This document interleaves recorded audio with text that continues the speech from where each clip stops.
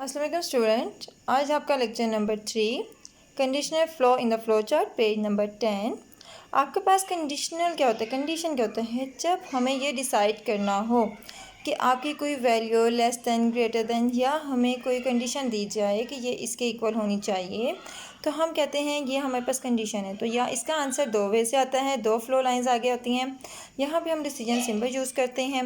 या आपके पास condition true या फॉल्स होती हैं या येस या नो होती हैं। जैसे कि आपके पास यहाँ पर एक स्टेटमेंट दी गई है, to determine whether the given number is odd or even. ठीक है, आपने ये बताना है कि आपका जो गिवन नंबर है ऑड या इवन है। देखिए जैसे कि मैंने आपको बताया हुआ है, आप हमेशा फ्लो चार्ट को स्टार्ट किससे करेंगे, टर्मिनल सिंबल से। यहाँ पर आपको चाहिए क्या, एक इनपुट वैल्यूज़ चाहिए।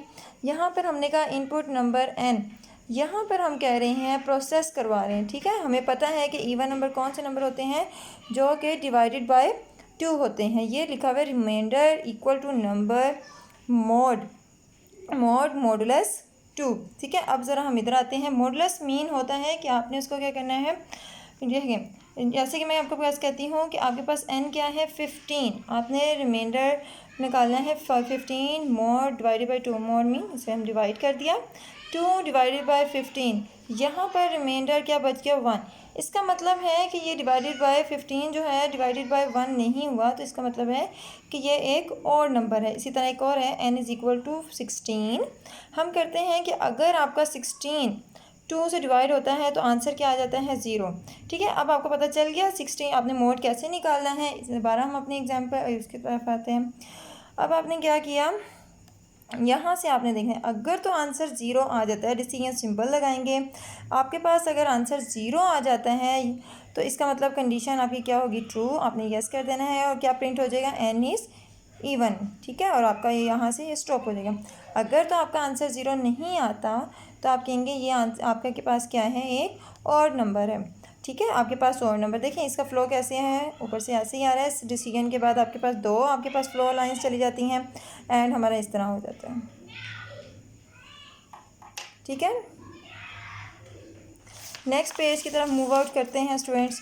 नेक्स्ट पेज में आपके पास एक है statement to display the larger one out of the 3 given number. यानी कि आपने ये बताना है कि आपके पास 3 नंबर दिए जाएंगे। आपने ये बताना है कि ये नंबर जो हैं इनमें से ग्रेटर नंबर कौन सा है। आपने ये बताना है कि इसमें से नंबर कौन सा ग्रेटर है। देखें स्टार्ट हम ऐसे लेंगे। अब जैसे कि उसने बताया है कि आपने 3 नंबर का बताना है, इसका मतलब है कि आपके पास इनपुट में क्या आने चाहिए, 3 नंबर्स आने चाहिए। यहाँ पर हम इनपुट पे कहते हैं n0 n1 n2। हम यहाँ पर कोई लेटर्स भी ले सकते हैं ABC। ठीक है, आप ABC भी लिख सकते हैं, कॉमा से सेपरेट भी कर सकते हैं। यहाँ पर हम एक प्रोसेस करें, हम लेट्स कहते हैं कि आपका लार्जर नंबर पहला है। ठीक है, हम कहते हैं NA जो है वो लार्ज है। यहाँ पर हम कहते हैं N1 लार्ज होगा। ठीक है, N1 लार्ज से यानी कि N2 से N0 से बड़ा होगा। तो इसका मतलब है अगर तो वो बड़ा होगा तो इसका मतलब यस, तो इसका मतलब है कि N1 क्या है, लार्ज है। अगर नहीं होगा तो हम क्या करेंगे कि ये आगे नेक्स्ट की तरफ मूव हो जाएगा। ठीक है, आपके आगे मूव हो जाएगा। हम कहते हैं कि N2 लार्ज है। अगर N2 लार्ज होगा तो इसका मतलब है या इसका मतलब है नो। ठीक है, अगर तो नहीं हो जाएगा तो इसका मतलब यस है, तो हम कहेंगे N2 लार्ज है। अगर नहीं होता तो हम कहेंगे नो, तो हम प्रिंट करवा देंगे लार्ज। यहाँ से देखें अगर तो ये यहाँ से लार्ज हो जाता है तो ये ऐसे ही मूव आउट हो जाता है। यहाँ चेक होगा दोबारा, या फिर N1 से N0 को हमने कह दिया, N0 को कह दिया कि ये लार्ज है। यहाँ पर चेक हो गया N1 से, अगर नहीं होता तो फिर यहाँ पे 2। इसी तरह जो लार्ज होगा उसको हम लास्ट में क्या कर, लास्ट में हम प्रिंट करवा देंगे। इसी तरह आपके पास नीचे एक। ठीक है, यहाँ पे देखें आपके पास सारी कंडीशंस पूरी हो रही हैं। या तो A जो है वो ग्रेटर देन B होगा। ठीक है, हम कह देते हैं ग्रेटर देन B हो जाएगा। अगर नहीं होता यानी कि अगर B ग्रेटर देन A होगा, इसमें आप देखेंगे कि आपके पास एक एक डिसीजन मेकिंग में दो दो आपके पास डिसाइड करनी है। ठीक है, अगर तो हो जाता है A ग्रेटर देन B, ठीक है, तो आप कहेंगे यस। तो हम यही चेक करेंगे ना, A जो है वो दूसरी वैल्यू से भी ग्रेटर है क्या, तो हम A प्रिंट करवा देंगे। इसी तरह अगर हमारा ये नहीं होता, B जो सेकंड वैल्यू है वो, अगर जो B है वो सेकंड वैल्यू वो ग्रेटर हो जाती है A से, ठीक है, यहाँ से 9 हो गया। इसका मतलब हम यही चेक करेंगे ना क्या बी थर्ड नंबर से भी सी से भी बड़ा है। तो अगर वो सी से भी बड़ा होगा तो हम क्या कर देंगे, इसको बी को प्रिंट करवा देंगे। अगर तो ये दोनों ये भी 9 हो जाती हैं, यानी यहाँ पर आपने उसको 9 कर दिया, आपके पास प्रिंट करवा क्या करवाएंगे आप उसको सी प्रिंट करवा देंगे। इसी तरह हम नेक्स्ट चलते हैं, आपके पास एक और स्टेटमेंट है, उसमें आपको कहा गया है to assign a grade to a subject based on the total marks and obtain marks. ठीक है, आपके पास यहाँ पे ये डिसाइड करना है कि अगर आपके पास कोई बेस मार्क्स हैं, ठीक है, आपने उसको मार्क्स की ग्रेडिंग करनी है। स्टूडेंट नॉर्मली भी ग्रेडिंग कैसे होती है, अगर मैं आपसे क्लास में भी कहूँ कि इस परसेंटेज में क्या ग्रेडिंग होगी, फ़ौरन आप आंसर कर दें। अगर नहीं होगी तो आप गलत तो नहीं कहेंगे ना कि ए ग्रेड है या बी, जो उसके अकॉर्डिंग आपके मार्क्स की ग्रेडिंग होगी आप उसी को कहेंगे। लेट्स देखें, यहाँ पर हम स्टार्ट कर रहे हैं, स्टार्ट है यहाँ पे ऑब्टेन मार्क्स है। ठीक है, जो स्टूडेंट्स के ऑब्टेन मार्क्स होंगे वो हमने एज आ इनपुट लिया, टोटल मार्क्स भी हम इनपुट लेंगे। उसके बाद परसेंटेज कैसे निकालते हैं, obtain marks divided by total marks multiply by 100। यहाँ पर आप उसको क्या कर देंगे, मल्टीप्लाई कर देंगे ऑब्टेन मार्क्स को डिवाइडेड बाय टोटल मार्क्स और multiply by 100। Let's suppose first time वो इधर आएगा।